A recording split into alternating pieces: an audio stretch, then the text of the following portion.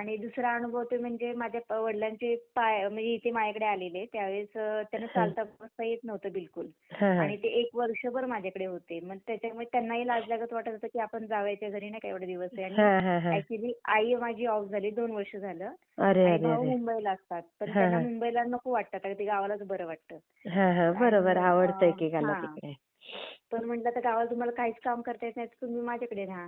हां, तर हां. मग त्यांचं रोज म्हणजे बसता उठता काहीच येत नव्हतं ना टॉयलेटला वगैरे अंघोळीला वगैरे खाली हां, जेवायला हां, वगैरे हां. बसता येत नव्हतं. मग हां. मी माझ्या इथून प्रयत्न करत करत नाही का इकडे जा तिकडे जा दवाखान्यात भरपूर दवाखाने झाले 4-5 डॉक्टर आणि भावाने पण भरपूर खर्च केलेला मुंबईला. मग ओह! स्वामींना म्हणलं एकतर वडील राहण्याची तयारीत नाही तिथे. आणि आता हां. आई गेल्याच्या नंतर जरा फरक पडतो ना माणसाला एकटं म्हणजे नाही का व्यवस्थित हो. आपलं स्वतःचं काम नसेल करता तर नाही जमू शकत. बरोबर, तर म्हटलं बरोबर. काहीही करा आणि त्यांना मेन बसता उठता येऊ द्या. त्यांचं त्यांना हँडल करता येऊ द्या. बरोबर. म्हणजे ते त्यांचे गावी म्हणलं तर त्यांनी गावी राहू शकतात. बरोबर, आणि बरोबर. माझ्या इथे एकटे. म्हणजे कसं मी 4थ्या मजल्यावर राहते बिल्डिंगमध्ये आणि लिफ्ट नाहीये. आणि हां. दवाखान्यात न्यायचं म्हटलं तर ते रांगत रांगत खाली मला न्यावं लागतं त्यांना. अर्धा हो. तास लागायचा आणि आई आणायला पण गं! तेवढाच वेळ लागायचा.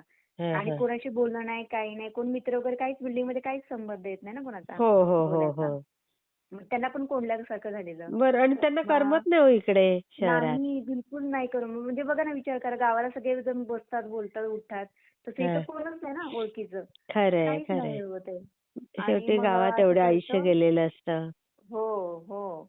आणि मग माझा भाऊ आला तो मुंबईला आम्हाला घेऊन जाणार होता. तर हां, हां. तितक्यात अचानक त्याच्या डोक्यात काय आलं आणि की आपण नरसोबाच्या वाडीला जाऊया. म्हणजे अच्छा. हां. तिथे जाईपर्यंत आम्हाला माहित नव्हतं की आम्ही नरसोबाच्या वाडीला चाललोय. आम्हाला बोलला फिरायला जाऊया, फिरायला जाऊया. हां, हां, हां. महाबळेश्वर वगैरे.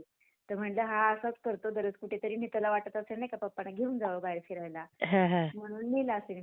मग असं करता करता आम्ही नरसोबाच्या वाडीला गेलो. हां, तरी हां. मी त्याला बोलते भाऊंना म्हणजे पप्पांना बसता उठता येत नाही कशाला एवढ्या लांब वगैरे नाही का. हां, हां, हां. खूपच त्रास होईल आपण फिरायचं तर होणार नाही आणि त्यांच्याकडे लक्ष द्यावं लागेल ना सगळं. हो, हो. तर बरोबर. हां. मग असं करते तरी मग तिथे गर्दी होती वाहनतळाच्या इथे नाही का गाडी उभी हां, करताना हां. तरीही मी त्याला बोलली, की "बरं इथेच असू दे, इथे ते दर्शन घेतील इथे बसून गाडीत. हां, हां, हां. चल खाली."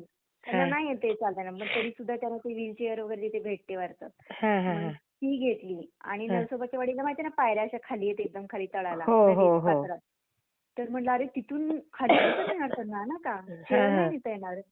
मग तरी सुद्धा बोलला नाही आता एवढ्या लांब आले तर येऊ दे त्यांना खाली. अरे पण येणार कसं म्हणलं मला माहिती मी रोज नाही का बघते त्यांना. हां, मग हां. तरी सुद्धा त्यातून ते बसत बसत प्रत्येक पायरीवर बसत बसत रांगत रांगत आले. हां. ओह! आणि नरसोबाचे जे मंदिर आहे ना मेन हां, तर हां, तिथे हां. समोर न बसवता मी अलीकडे बसवलं. हां, तर हां. त्यातून माझा भाऊ म्हणला, "आता एवढ्या जवळ आले आणि इथे एवढ्या लांब का बसवलंय?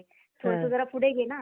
म्हणजे हां, मला हां. एवढंच म्हणत होतं, की सारखं दगदग नकोय बसू दे कुठेतरी बरोबर, नाही का. बरोबर. हो, हो.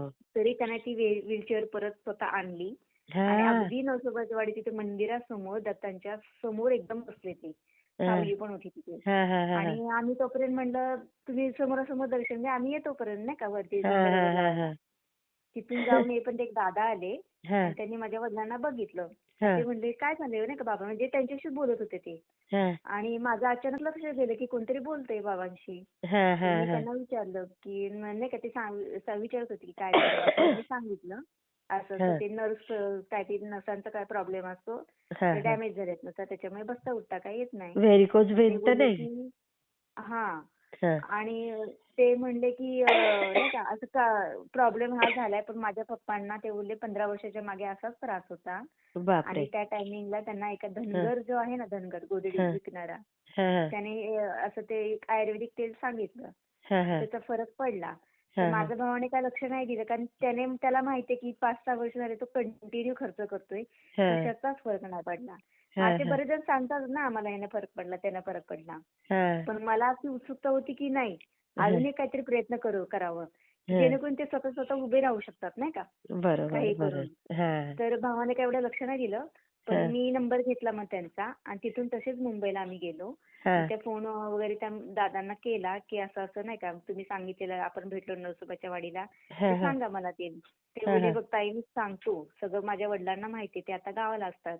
हां, पण हां. ते तेल त्या टायमिंगला 25,000-30,000 खर्च आलेला. किती बापरे! 15-20 वर्षाच्या मागे. बघा. मग आता त्याचा खर्च नाही सांगू शकत. 1-1.5च्या पुढे पण जाऊ हो, शकतो. हो. हां. तर म्हणलं ठीक आहे, नक्की काय कसलं तेल मला काही माहित नव्हतं. पण म्हणलं ठीक आहे, मी माझ्या घरी पुण्याला गेल्याच्यानंतर मी करणार म्हणजे करणार. हां, का मी हां. आता काहीतरी आता एवढं कोणी आवर्जून आपल्याला कोणी तेल बिल एवढं सांगत नाही बाहेर कुठे बरोबर, गेल्यानंतर. बरोबर. हां. नाही का, म्हणजे काहीतरी त्यांचीच स्वामींचीच लीला आहे की एक आम्ही मुंबईला चाललेलो, त्यातून भावाने अचानक डोक्यात काय आलं की तो डायरेक्ट नरसोबाच्या वाडीला गेला. हां. तिथेही गेलो, त्यातून मी म्हणते आपण हॉटेलवर त्यांना ठेवूया, त्यांना त्रास होईल वगैरे, तेही ऐकलं नाही. हां. डायरेक्ट तिथे आला आणि ते दादा भेटले आणि त्यांनी सांगितलं पण. नाही तर एवढं कोणी आजकाल सांगत नाही कोणासाठी. नाही. हो, खरंय. एवढा वेळ देत नाही. नाही वेळ आणि देत. मग अगदी बरोबर. मग इथे मी पुण्याला आली. 2-4 दिवसांनी त्यांना फोन केला. मग त्यांच्या वडिलांनी फोन केला मला हां, की हां. असं असं बाई तेल आहे. पण हां. ह्याच्यामध्ये बघ त्यांना जे सांगितलं ना, त्यांची पण अशीच कंडिशन होती. त्यांना पण बसता उठता येत नव्हतं. हां. मग ते बोलले एक धनगर आमच्या सकाळी सकाळी पहाटे पहाटे असं गुदडी विकायला, नाही का ते गुंदडी काय ते असतं नाही का, हो, हो, हो, ते हो. धनगर लोक विकायला येतात हो, हो. अंगावरचं ते गजरे वगैरे. हां, बरोबर. हां. मग ते घ्यायला आलेले आणि ते पण हां. पुण्यातच राहिले होते तेव्हा. भवानी अच्छा. पेठ वगैरे त्या साईडला. तर हां. त्या बाबांनी त्यांना औषध सांगितलं.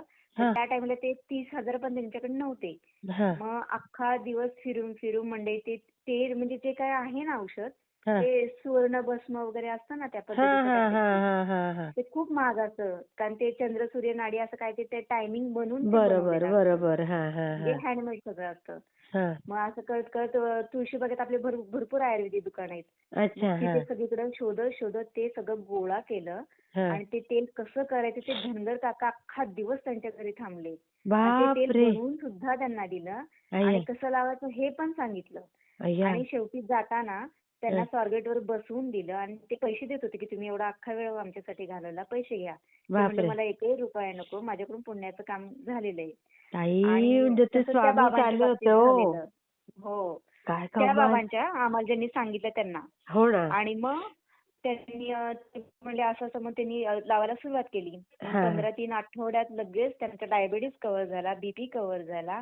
प्लस ओह! त्यांना उठता बसता जे काही प्रॉब्लेम होता हां, हां. नसांचा, हां. तो पण सगळा सॉल्व्ह झाला. मग तसं ते वाह! बाबा मला बोलले, बघ इमानदारीची दुनिया आजकाल नाही राहिली. कारण हां. हे औषध आहे महाग. पण आता हां. लोक कसे करतात डॉक्टर लोक, की हे औषध सांगितलं की त्याचं उगाच काहीतरी फ्रॉड हो, काहीतरी हो, करणार. हो, हो, हां. हो. मग ते जिथे 1 लाख खर्च येईल तिथे 10 लाख सांगणार आणि हो, माणूस हो, हो. आजकाल डायबिटीजमुळे लय हे झालंय. त्याच्यामुळे हो. ते नाही का म्हणजे लुटणारी लोकं. हो, हो, तर हो. मी तुला सांगते तर तू कोणालाही सांगायचं नाही. म्हणलं बापरे! ठीक आहे. नाही सांगत नाही का. हां, तर हां. मग माझ्या वडिलांना पण बोलले सांगू नका. तर हां. म्हणलं मग मी नाही सांगितलं वगैरे नाही का, त्यांना शब्द दिलाय आपण नाही का. मग तसंच बरोबर. त्या बाबांनी पण मला शब्द दिला, की तू पण नको असं नाही का. हो, आजकाल हो, कोणी हो. कसंही हे करेल.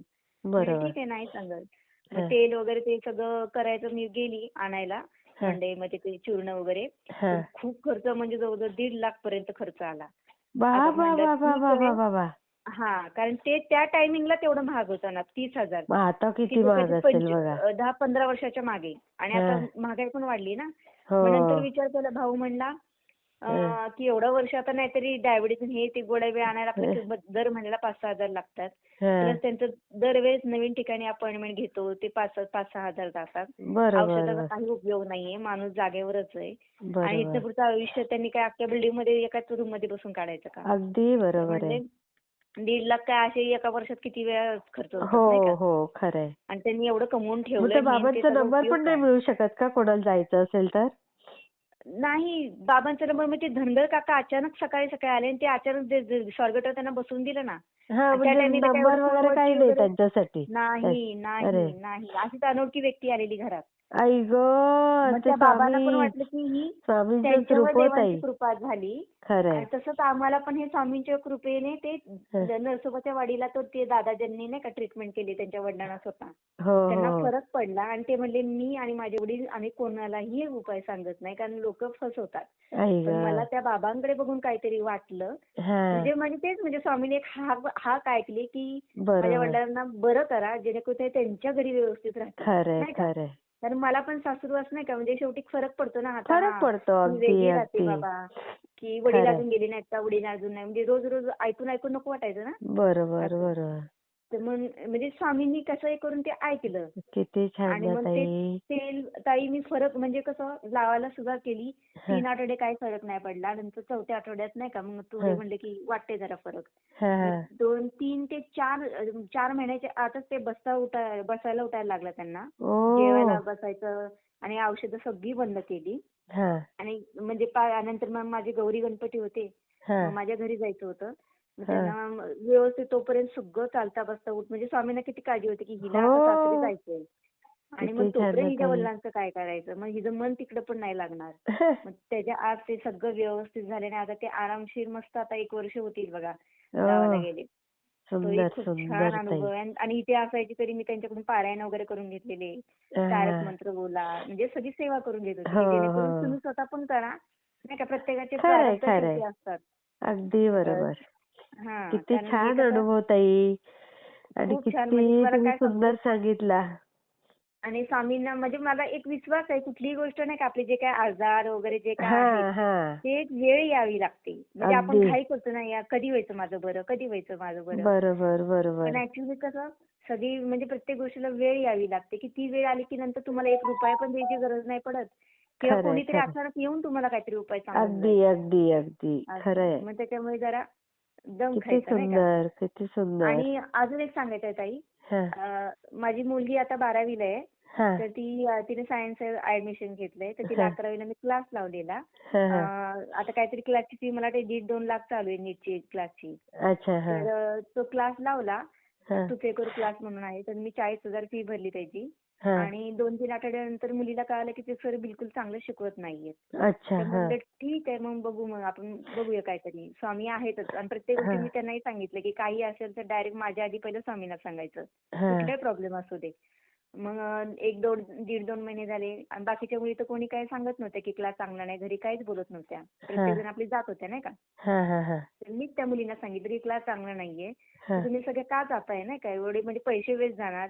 हो 1.5 लाख हो म्हणजे एका वर्षाची चेष्टा नाहीये आणि त्यातून तुम्हाला मिळणार काहीच नाहीये. बरोबर. आणि नुसतं ते भोकमपट्टी करून थोडी डॉक्टर कोण होते. नाही नाही नाही नाही अगदी हां, बरोबर आहे. मग माझ्या मुलीने मग तिला म्हणलं क्लास सोडून दे. मग क्लास सोडल्याच्या नंतर दीड ते 2 महिने ती तशीच घरी होती. स्वतः अभ्यास करत होती. हा मग हा स्वामींना म्हणलं की आता एवढं ऍडमिशन घेतले, पैसे गेले, ठीक आहे. पण हा आता तुम्हीच असं क्लास शोधून द्या की कुठली कटकट नकोय नाही का. हो हो म्हणजे हो पैसे पण व्यवस्थित जरा हे असू द्या हा आणि हा चांगलं असू द्या. बरोबर मग हा असं सर्च करता करता ते मोबाईलवरून तिला ऑनलाईन क्लास कळाला. हा एक आहे फिजिक्सवाला म्हणून बघा. हा हा तर तो हा एवढा छान, म्हणजे आपल्याकडचा नाही, दिल्लीकडचा आहे, पण ऑफलाईन ऑनलाईन सगळीकडे अच्छा बसतो. अच्छा अच्छा हा हा आणि त्याची फी फक्त 11वीला 3,000 होती तिला. हो म्हणजे 1.5 लाख कुठे आणि 3,000 कुठे. आणि बापरे. ऑफलाईन ऑनलाईन असून सुद्धा एवढं सुंदर शिकवतात ना, खूप छान हो शिकवतात. आणि बरोबर. आताही 12वीला तोच तिला क्लास लावलाय. म्हणजे बापरे किती छान. स्वामींना मला हे सांगायचं होतं हा की क्लास नाही, आता 1.5 महिना झाला मुलगी घरीच आहे, तर आता जाणं येणं म्हणजे नाही का सगळ्याच दृष्टीने हे झाले. हो तर हो काय करायचं, लवकरात लवकर तुम्ही क्लास शोधून द्या. पण स्वामीने असा क्लास शोधला की जायचं यायचं पण टेन्शन नाहीये हो आणि क्लास एवढा ऑनलाईन खूप सगळं. छान शिकवतात आणि अरे फी पण कमी आहे. बघा म्हणजे म्हणजे चिंताच नाही आता कशाची. किती छान हो. असते सगळी स्वामींना काळजी असते. खूप छान स्वामी ताई मी शेअर